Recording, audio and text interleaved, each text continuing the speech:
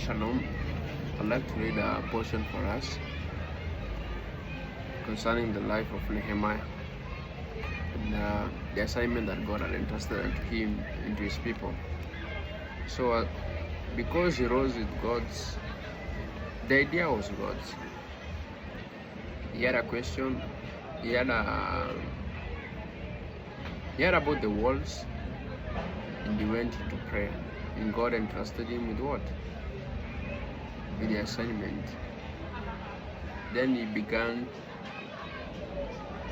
to reason about it. God opened the door through the king, and everything he needed was provided for him. So God moved because this was God's agenda. Now, in chapter 4, there was this opposition that rose. When Sanballat heard that they were rebuilding the wall, he became angry and was greatly incensed. He ridiculed the Jews, and in the presence of his associates in the army of Samaria, he said, "What are those feeble Jews doing? Will they restore their wall? Will they offer sacrifices? Will they finish in a day? Can they bring the stones back to life from those heaps of rubble, burned as they are?" Tobiah the Amorite, who was at his side, said, "What they are building, even a fox climbing up on it, would break down the wall of stones. Hear us, our God, for we are despised. Turn their insults back on their own heads. Give them over as a plunder in the land of captivity. Do not cover up their guilt or blot out their sins from your sight, for they have thrown insults in the face of the builders." So we rebuilt the wall till all of it reached half its height, for the people worked with all their heart. But when Sanballat, Tobiah, the Arabs, the Amorites, and the people of Ashdod heard that the repairs to Jerusalem's wall had gone ahead, and that the gaps were being closed, they were very angry. They all plotted together to come and fight against Jerusalem and stir up trouble against it. But we prayed to our God and posted a guard day and night to meet this threat. Meanwhile, the people in Judah said, "The strength of the laborers is giving out, and there is so much rubble that you cannot rebuild the wall." All our enemies said, "Before they knew it or see us, we will be right there among them, and will kill them and put an end to the work." Then the Jews who lived near them came and told us 10 times over, "Wherever you turn, they will attack us." Therefore I stationed some of the people behind the lowest point on the wall at the exposed places, posting them by families with their swords, spears, and bows. After I looked things over, I stood up and said to the nobles, the officials, and the rest of the people, "Do not be afraid of them. Remember the Lord, who is great and awesome, and fight for your families, your sons and your daughters, your wives and your homes." When our enemies heard that we were aware of their plot and that God had frustrated it, we all returned to the wall, each to our work. From that day on, half of our men did the work, while the other half were equipped with spears, shields, bows, and armor. The officers posted themselves behind all the people of Judah who were building the wall. Those who carried materials did their work with one hand and held a weapon in the other. And each of the builders wore his sword at his side as he worked. But the men who sounded the trumpet stayed with me. Then I said to the nobles, the officials, and the rest of the people, "The work is extensive and spread out, and we are widely separated from each other along the wall. Wherever you hear the sound of the trumpet, join us. Our God will fight for us." So in chapter 6 also, so they continued building, and the opposition did not stop. So I want to read this portion to chapter 6. When word came to Sanballat, to Tobiah, Geshem the Arab, and the rest of our enemies that had rebuilt the wall, and not a gap was left in it, though up to that time had not set the doors in the gates, Sanballat and Geshem sent me this message: Come, let us meet together in one of the villages on the plain of Ono. But they were scheming to harm me. So I sent messengers to them with this reply: I am carrying on a great project and cannot go down. Why should the work stop while I leave it and go down to you? 4 times they sent me the same message, and each time I gave them the same answer. Then the fifth time, Sanballat sent his assistant to me with the same message, and in his hand was an unsealed letter in which was written, It is reported among the nations, and Geshem says, It is true that you and the Jews are plotting to revolt, and therefore you are building the wall. Moreover, according to this report, you are about to become their king, and have been appointed prophets, and even appointed prophets to make the proclamation about you in Jerusalem. There is king in Judah.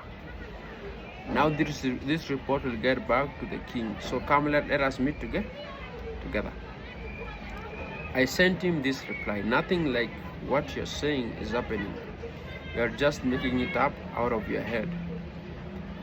They all are trying to frighten us, thinking their hands will get too weak for the work and it not be completed. But I prayed, Now strengthen my hands. One day I went to the house of Shemiah, son of Deliah, the son of Mehetabel, who was shut in at his home. He said, Let us meet in the house of God, inside the temple, and let us close the temple doors, because men are coming to kill you by night and are coming to kill you. But I said, Should a man like me run away, or should someone like me go into the temple to save his life? I will not go. I realized that God had not sent him, but that he had prophesied against me because of Tobiah and Sanballat. Because Tobiah and Sanballat had hired him. He had been hired to intimidate me so that I would commit a sin by doing this, and then they'll give me a bad name to discredit me. Remember Tobiah and Sanballat, my God, because of what they have done. Remember also the prophet Noadiah, and how she and the rest of the prophets have been trying to intimidate me. So the wall was completed on them on the 25th of Elu in the 52 days. When all our enemies heard about all this, all the surrounding nations were afraid and lost their confidence, because they realized that this work had been done with the help of our God. Also, in those days, the nobles of Judah were sending many letters to Tobiah, and replies from Tobiah kept coming to them. For many in Judah were under oath to him, since he was son-in-law to Shekinah, son of Ara, and his son Johanna had married the daughter of Meshulam, son of Berika. Moreover, they kept reporting to me his good deeds and then telling me what I said, and Tobiah sent us to intimidate me. As you all know, if you read the whole book,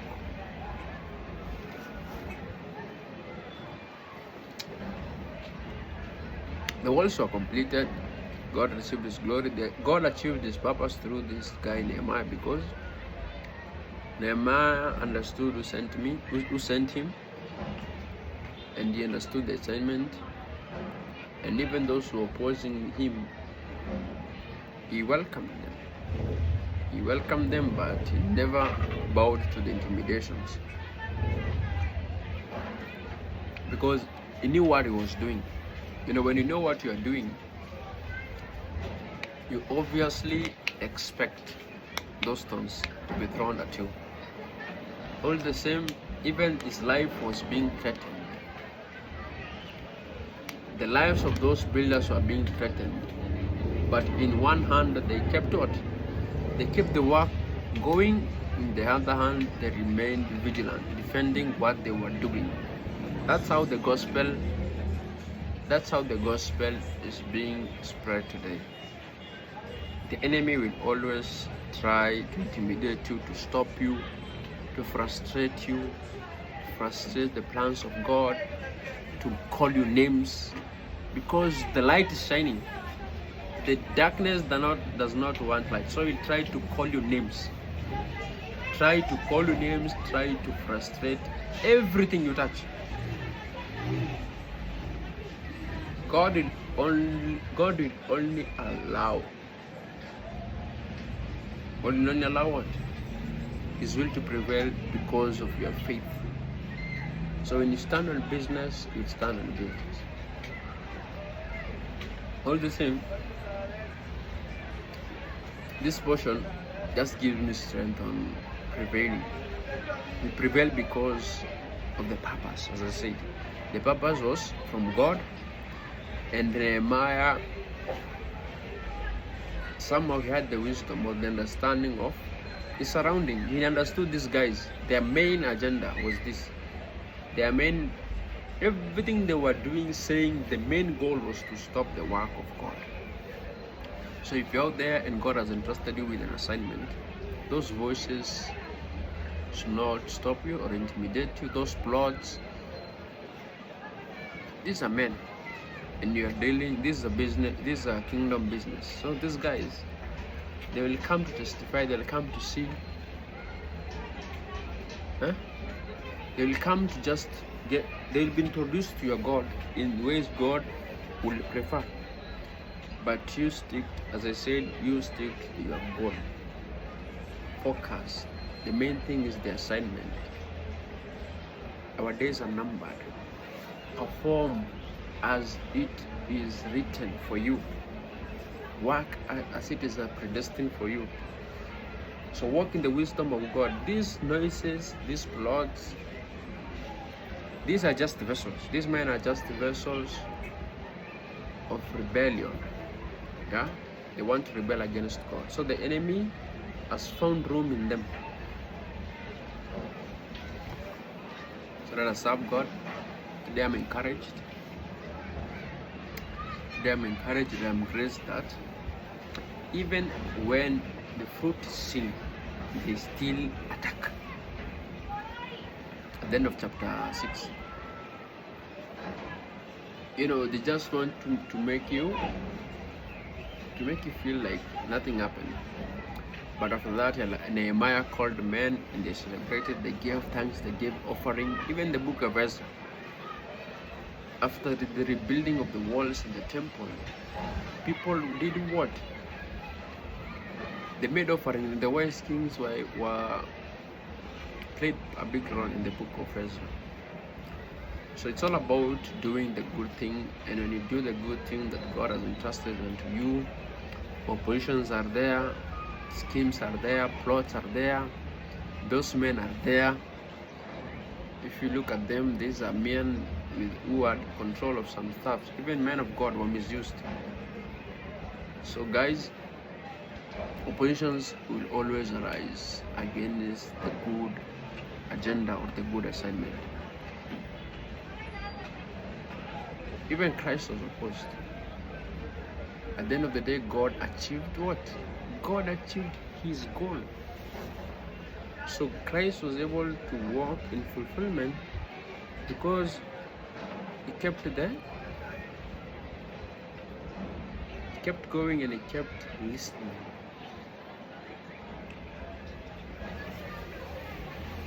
Let us listen to God. Let us serve God. The plan, the agenda of God will prevail in portion that he has predestined for us, and he has graced us to walk into.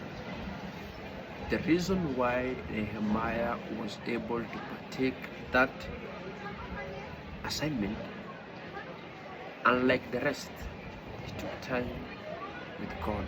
He questioned, he asked God, he repented. He had a good heart. People it was like a rumor. They were spreading rumors about the walls, blah blah. It reached him. To them it was a rumor. When it came to a stable, he went into prayer. And it was in that prayer that God did what? God entrusted him with the assignment. And he found men that God had prepared for him. The king had a heart, because Nehemiah was genuine in his what? In his dealings. And the king supported him, gave him everything he needed, and he prevailed because the assignment was God's, not the king's. So everyone who comes into your life to support you in one way or another, that was their role. But the goal or the agenda is God's. Nobody called Nehemiah. God gave him favor. He cried for favor. He found favor. The burden that was put into him was done by God. So let us go to God. Let us seek that place, that space for us. When you do that, listen to God. People will arise. Do not bow. When you begin with God, you finish through God. So all these noises, take them as people are noticing. Eh? Take them as fans. In the large crowd, everyone is there. Your enemies, those who love you, those who hate you, those who are cheering for you, those who are hating from afar, those who are hating from near. So all this is part of life. Do not begin with us, but we learn something today that when you begin with God, you'll walk in fulfillment. When you begin with God and you walk in Him, you'll walk into every promise. In ways He does what? In ways He chooses. May the Lord bless His word. May this grace be our portion. For those supposed to receive the dreams, may you receive. For those who are fighting these voices, may the Lord make you prevail. For those who have completed the building of the walls and the noises are still there, go and celebrate. For the Lord's glory. Shalom.